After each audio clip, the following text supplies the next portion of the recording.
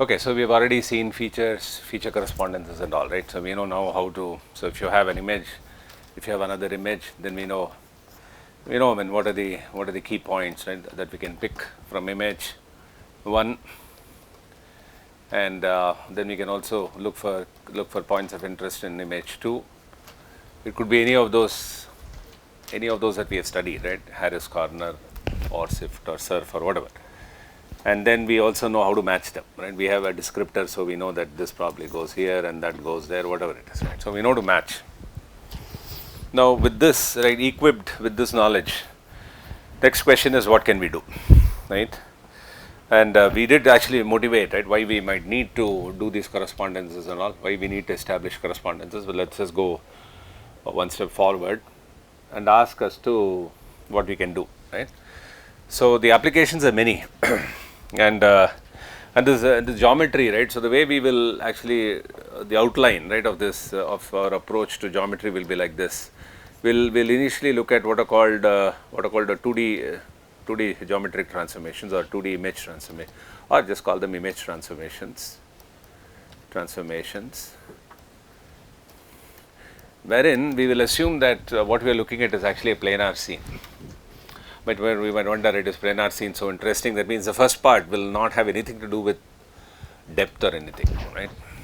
So it has nothing to do with depth. We'll just assume that the scene that we are looking at is planar. When it does happen that oftentimes, right, we do look at planar scenes. The other way to look at it is something that is far away, right? We can always approximate it as planar, because if the change in depth within the scene is much smaller, as compared to where it is from the camera, you can sort of merge all of them and sort of say that what I'm looking at. For example, if you're flying from a plane, right, when you look down, right, you sort of approximate the. You may have buildings and all, right, which means that there is a depth difference that's coming up, but then it's so small, it's negligible compared to the height from where you're watching. Right. So you can think of various situations, even in close. For example, that wall is actually a planar, right? Planar wall. It's not like I'm very far away or anything. So you could have structures that are inherently planar, in which case you don't need any assumptions about how far away you are. But if it's a 3D scene, then then maybe, right, you might just want to make the assumption that you are sufficiently far away so that you can model that as a plane. Now once you have this planar kind of assumption, right, then it's like a flat scene, right? When you say it's planar, it's like a flat scene. And on a flat scene, right, you might wonder what can I do? I mean, if I have a flat scene, but the interesting thing is you can do a lot of things. In fact, the panorama that you use in your cell phones, right, to build a wide field of view, that comes out of the assumption that the scene is planar. I mean, if you have tried it, right, if there is too many depth variations within the scene, it will struggle, because it's meant for actually the underlying assumption of that algorithm that does the stitching is that the scene is planar. Okay, and therefore it works if you're farther and farther off. That's why, right, if you take a land, I mean, if you kind of go to the beach, and if you take, right, it'll come out very well, because it's such a wide expanse. If you try doing it inside a room, you will struggle, right? The algorithm will struggle.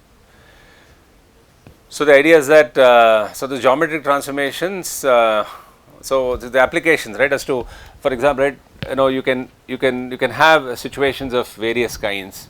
For example, you may have a situation where somebody gives you two images already taken, and then what do you do with this geometric transformation? It means that, right, you want to understand how one can be obtained from the other, because they are basically images of the same scene.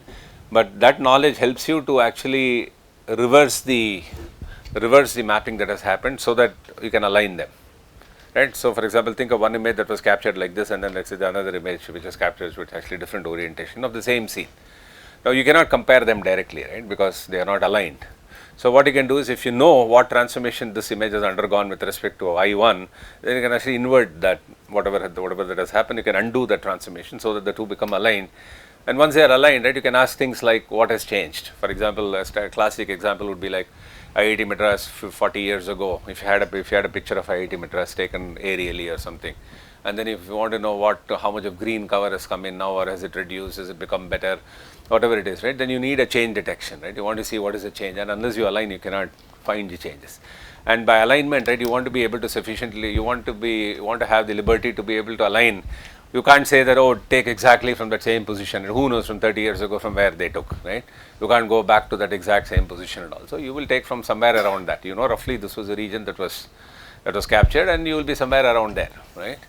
And your viewpoint could be a little off from the original, but you still want to be able to do the matching. Matching in the sense that you want to be able to tell, right? I mean, what is the change? That could be one application, right, which you can think about. That is a change. This one, a detection. Change this one, detection. Of course, there are other issues here which I am not mentioning.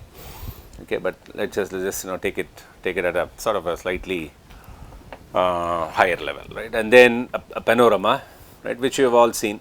So there, right, it's not a question of one image. You could take multiple images, right? You could take like pan, right, as it is called.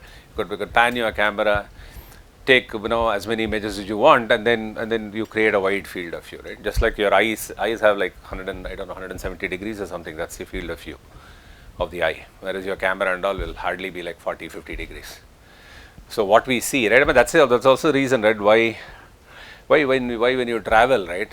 I don't know how many of you have done this. So when you travel and you see a beautiful scenery, right? One of the stupidest things that we do is take the camera and start shooting because we want to show it to somebody else. But then, right, we actually miss the fact that what we can see with our own eyes will never be captured by your camera. So that way, right? So this panorama is still whatever, right? Whatever you can do with that ability that you have in that camera, and that again allows you to sort of create a wider field of view, so that everybody likes it.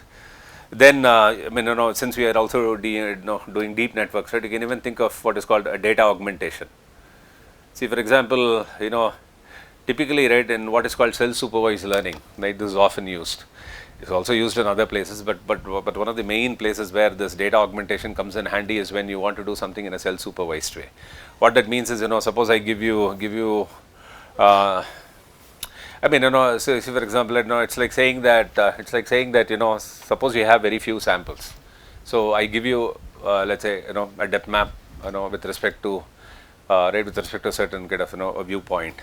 Then you can actually augment that, right? So you can sort of say that, what if I were to translate my image, right? How would that depth map look like? If I were to rotate it, how would it look like? So all those are augmentations, right?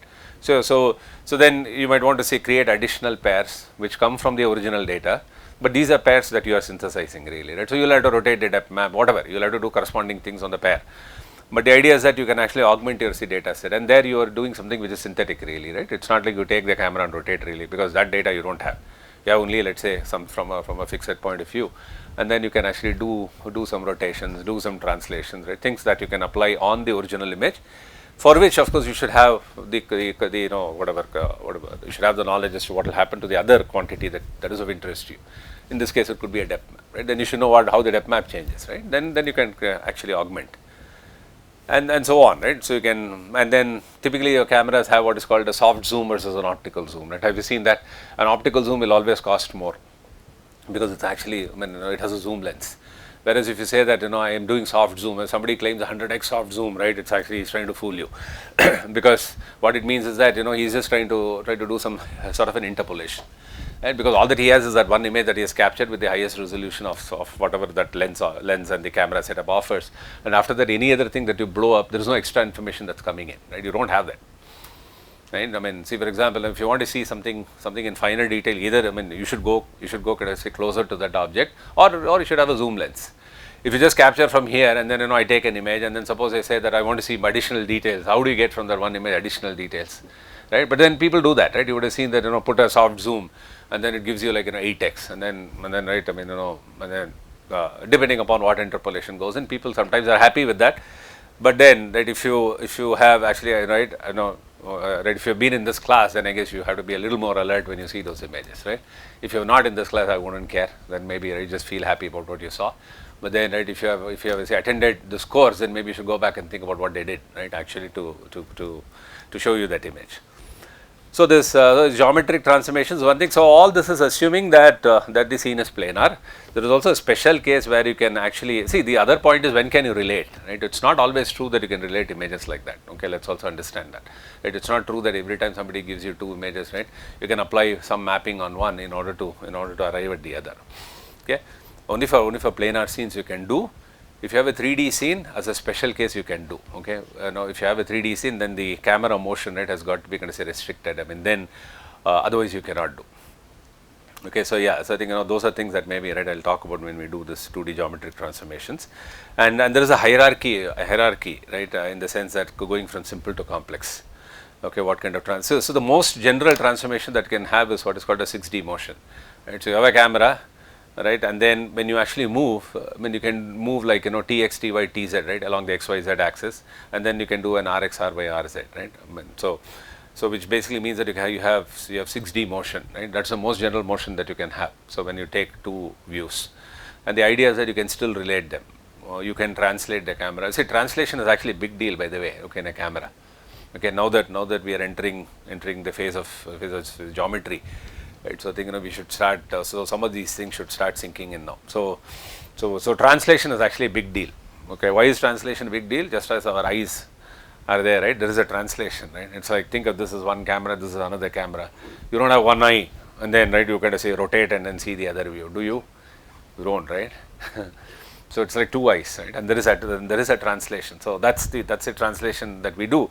But then our eyes don't do a homography typically. Why do we have this translation? Because we want to actually, right, pick up the depth of the scene, right? Because there is called what is called a parallax effect. So the parallax actually means that something in the front will move faster. So you can see that, you just keep one eye closed, and then then you open the other, you see how the finger shifts, right? Which means that something which is close by will shift a lot more, right? And that is what is actually a disparity, which you will see, right, when we do actually geometry. And there is a formal way to actually do it, and so on. But then the reason why I actually brought it up is because it's not always true that this kind of a geometric transformation, you cannot always align two images simply by using one sort of a global operation. Okay, you can align, even in the most complex case, but then that requires more complex operations, not right through this thing which I will be actually talking about. Okay, what are called geometric transformations. The other one, then we will move on to, so here right, no notion of depth. Okay, even though it's geometry, it's a geometry of sort of a different kind. And then we will go to actually what is called single view, single view, and then kind of move on to actually stereo. So the single view is simply to understand how an image is formed, and then the real idea is in actually solving for what is called a stereo. Right, what that actually means is that so for example, okay, right, you have an image which you take from here, and then if you have another, if you take the same camera, or if you have two cameras, right, each one translated with respect to the other, and in the simplest of cases, right, it could be simple translation along the x-axis. You could do other things also, but actual stereo is like that. So it should be like in plane. So you are not supposed to tilt or anything, right? You're supposed to move like this. You can go like this, but then normally, right, the kind of this one, the motion is along x, and then just as the eyes are, right, and then right, you can actually you can then start asking what is the depth. And for depth, right, you will again kind of come back to these features, because this feature that we used in geometric transformations, that is to align images. But now when you're talking about depth, right, you have actually a 3D scene now, right, and you're asking, for example, where is each point in the scene, right? And for that, again, right, again the way to actually look at it is, you have the camera, right. So for example, you have a point P in the scene. Suppose you take one point in the scene, right, and you're actually seeing it through a camera whose optical center is here. Of course, typically the image plane is actually right to the back of the camera center, but you can always think of it as being in the front, so that you don't get an inverted image. And then the same point, right, you also observe from, let's say, another camera. It could be the same camera that has been shifted, or it's just another camera, and then you got like C1 and then C2. These are the camera centers, right? Then what you can do is, so for example, if I pick up a point here, right, in this image plane, in the kind of left image, if I actually pick up a point, then if I know where my camera center is, then I can actually take this ray, and then right, when I kind of take this backwards, I know that this point P ought to lie somewhere on this ray, but then with this one image I cannot find out where it is. So then if you can actually give me a correspondence that this point lies there, right, in the other image, again this feature correspondence that we talked about for this long, right, we spent so much time understanding this feature correspondence, that again, right, is something that we need. And if you can tell me where the actual feature point is, right, then basically what I can do is I can actually right, take this ray from C2, take it backwards, and then see where these two rays intersect, and then that is called as a triangulation. And then I know that, right, P actually sits there. But there's a more but this is very formal. Okay, the way to do it is what is called, you have to bring in the notion of a fundamental matrix. There are epipolar constraints. They're pretty nicely structured. Okay, so just to give an intuition, the feature point correspondence that we saw again will have a role. Okay, 2D geometric transformations, again we need them in order to be able to apply what transformation, or to even figure out what transformation exists between the two images. You will again need them for stereo. Okay, so for example, for stereo, right, where you want to be able to compute, a depth map. Then third will be what we call structure from motion. Okay, SFM it's called structure from motion. And the structure from motion is is more sort of, it gives you even more, say, liberty, in the sense that think of a camera, right, which you take around, okay, right, around an object. You can capture a picture from here, then you go there, capture a picture, then go there, capture a picture here, from there, whatever, right, and then you don't know where you are. So in stereo, right, typically it's like a rig, okay, which you actually build. So you know that this guy is exactly 5 centimeters away, and so on. So I mean, there is a way to actually do the calibration. But when you look at structure from motion, it's totally kind of uncalibrated. Uncalibrated in the sense that, what I mean is, you don't know, there is a difference when somebody says calibration and uncalibration, but then take it a little loosely here, that what it simply means is that I just randomly take a camera and move, right. I see an object of interest, I just kind of take it from here, I take multiple pictures, I go around and take pictures. Now I don't know exactly where I was, right. I don't know at what angle, right, I actually second image, at what angle I actually took it, from where I took it, I do not know. So the structure from motion actually means that you still want to be able to build a 3D model of that object that you are seeing, what's called actually a point cloud. So a point cloud is like something that you would have seen, no? I mean, you would rotate and all that. Have you guys seen that? I mean, sometimes you take a point cloud and then you can rotate it and so on, right? So that point cloud is something which you can build out of a lidar if you have a laser kind of equipment, but that's very expensive, right? So you can actually do it with simple images. I mean that's the reason why these lidars, even though they are out there, right, they're still restricted. Their use is restricted to, let's say, industries, the automotive companies and all. They are the ones that are still using. You don't see, right, people walking around with actually a lidar, right? It's pretty expensive. Whereas with images, you can still build a depth map that still looks pretty good. So the structure from motion is actually about computing the camera motion as well as the 3D scene. So both are unknown.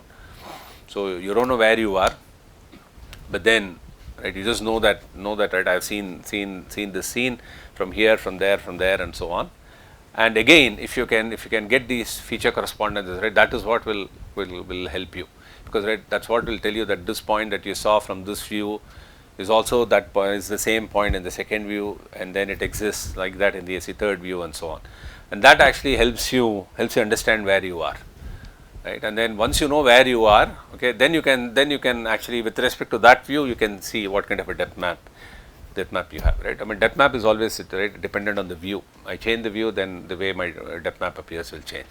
So there it's like, from this view, if I observe what kind of depth map do I see, then I can ask from this view, right, what kind of a depth map do I see, and so on, right. And you can actually merge depth maps in order to get actually point cloud, right. That is like the eventual goal. But in this, right, we will see, I mean, how far we can go. But my idea was to actually at least talk about structure from motion singularly, at least the math, right, that is involved. It's very interesting, and it also means that there are certain ambiguities which come up. It's not true that the way you see with your eyes, right, you can't see the depth map like that. There will be certain ambiguities in the depth map. What I mean is, for example, you may get only a scaled version. It doesn't mean that it's to absolute scale. It's simply because certain things are not known. How to say that? So, for example, translation especially, right, is actually is actually a tricky thing. See, for example, because all that you have are these images, right? You don't have any other information. If you had information about how you moved, for example, if you had an inertial sensor or something on the camera, right, which would give you by how much you moved. So if it gives you absolute movement in terms of millimeters and centimeters, then you can incorporate that. I mean, there are papers that also do that actually take these raw data, right, that comes from your camera, integrated with the image. But then right now, right, we are not even talking about all that. We are not talking about gyros and inertial sensors, the accelerometers and all. We are just talking about images, right. So with an image, right, I mean, if you see that a point is shifted, right, by so much, Okay, it does not mean that, right, you automatically have a sense for how far away is the scene, right? Because what can happen is the point, right, could have been very close. The scene point, right, could have been very close, and my own motion is small, or it could be that the scene point is very far, and I actually move a lot. In either case, right, you can actually get the same shift. Do you see that? See, for example, the parallax effect that we have, right? I'm saying the parallax effect, just because, right, between one image and the second image, let's say, right, you find that this guy is at some location, and you know that in the other image the same point appears shifted, right, by some amount. Let's say it's a 5 pixel shift. The 5 pixel shift doesn't mean that I automatically know where the scene point is. Okay, where the actual depth of that particular point is. Okay, because if I don't know by how much if I know the camera motion, then I can do that. But if I don't know it, then right, you could have a situation where the point was actually very close to the camera. Okay, in which case all that I had to do was move a little. My camera, I just move a little, and therefore I'll get that 5 pixel shift. Or it could be that the point is so very far away, but then I need to move a lot. Okay, so unless I know by how much I moved, if that absolute number is not there by how much I moved, I cannot tell whether the guy is far or near.